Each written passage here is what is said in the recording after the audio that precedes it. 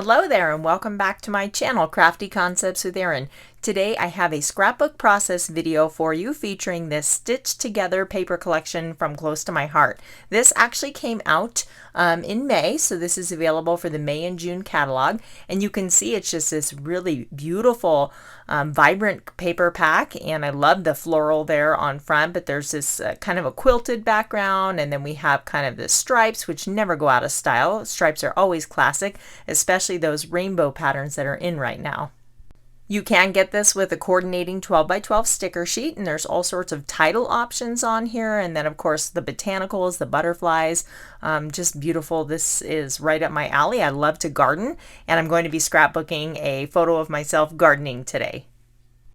So this is a piece I've actually pulled from our coordinating mix-in paper collection, and I thought that sapphire background with the white flowers would make a nice border, so I've trimmed my white daisy down to 11 by 11 square, and now I'm eyeballing this peach pattern paper to see where or how much I want to incorporate onto my layout. I removed the zip strip and I set that aside for later use. The zip strip is just the branding strip with all the information on one side, but the other side always has this fun pattern that you can incorporate into your projects. If you noticed, I set my Versamat, that little grid, to the side there, and ordinarily I love creating on that, but with my sapphire background I'm not 100% sure I want to use that, and it was a little bit confusing to really see what was background and what was matte because they were so similar. So I kind of just set it to the side, and this allows me to really see my layout, and I think that background is just a little bit too heavy for what I had envisioned, so I end up ditching that and swapping it out for a piece of 12 by 12 white daisy cardstock. So there's a photo of me with my nerdy gardening hat. My husband hates that hat, but hey, it keeps me from getting sunburned. So in the photo, I am planting a little miniature garden in an antique red wagon. So I want to incorporate a lot of pops of red into this layout with the embellishments. And what you just saw me doing there was using my anti-static pouch to remove the adhesive off of the stickers, and now they're basically like die cuts that I can move about the page because I do like to move things around until I find that perfect resting spot. So I'm pretty comfortable with the, where the pattern paper is going, so I'm going to go ahead and adhere that down. Now I avoided putting adhesive on the edge, and that way I can tuck my embellishments around it, under it, whatever I want to do. You can always go back and tuck more adhesive under the corners if you feel you need to, but often you don't. So I'm going to be bringing in a lot of these floral pieces, and to balance them I'm going to do one on the lower right and then the upper left hand corner just to offset around my photo. And I have this little red piece of paper that's just a 1/2 inch strip I cut off of one of the pattern papers, and it just really adds a bright pop of red. I want to be sure to incorporate that same red color in all of my embellishment clusters. So I've used the word blessed on that little banner up in the top left hand corner, and then the flower and the ladybug on the lower right. So this stamp, I'm actually going to use the coordinating thin cuts. They have this is the shadow piece, and then you can cut out the inside piece. And then look at all these sayings on here.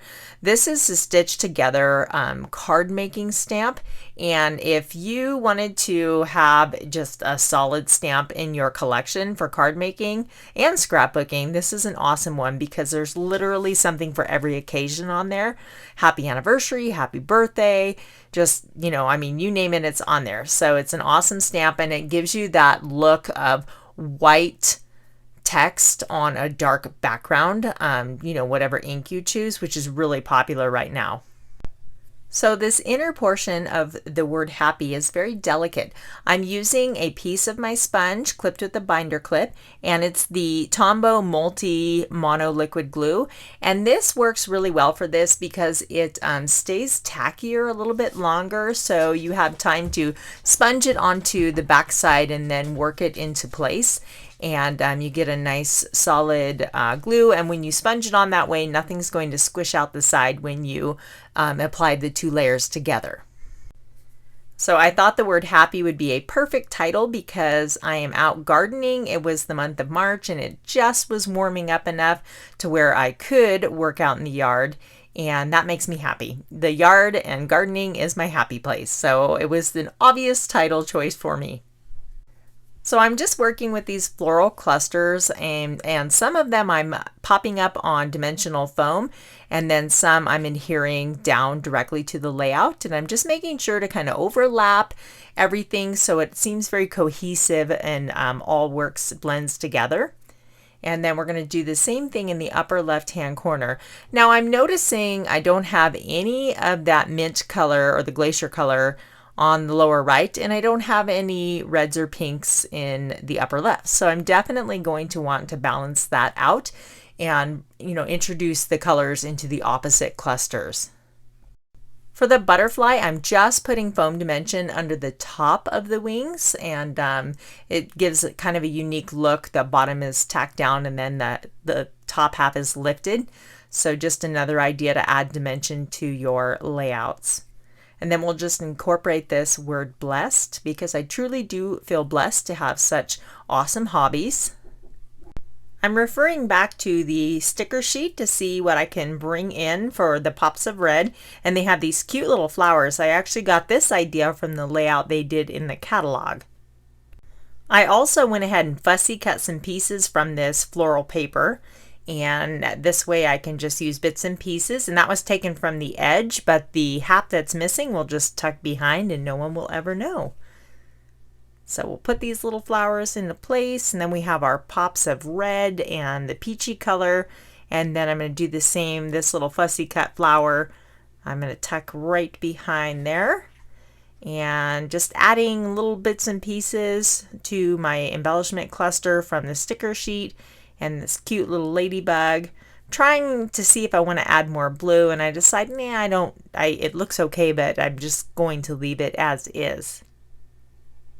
I love working with flowers and butterflies and things like that. It's to me the easiest way to make a big embellishment cluster, and if you guys have been watching me for a while, you know I have 2 teenage boys and I don't get to use flowers a lot, so when I have an excuse to, you can bet I'm going to. I want to add a little bit more of that beautiful floral pattern paper. So I'm just going to tear away a little piece of my cardstock here, rough up and kind of roll up the edges for a little distressed look. And then you just can use scraps for this. It's perfect. And then we just tuck it behind so it's kind of layered up and peeking out there. And again, you just want that rough edge and it gives a really neat look. I'm just using my tape runner. Sorry about that pesky fly. He keeps dive bombing my workspace. He's driving me crazy.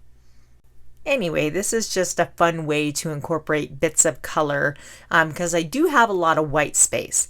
Now I'm contemplating putting the same over, in the lower corner, but I'm not sure yet. So I'm going to move ahead, and I have these little faux stitching marks on that same stitched together card making stamp, and I'm using my Moonstruck ink. This is a retired color. You would want to use Sapphire to go along with this pack, but yeah, I'm just adding some little faux stitching and a little detail. Looks really cute there, framing the corner of my photo mat. And these are really fun, wooden buttons.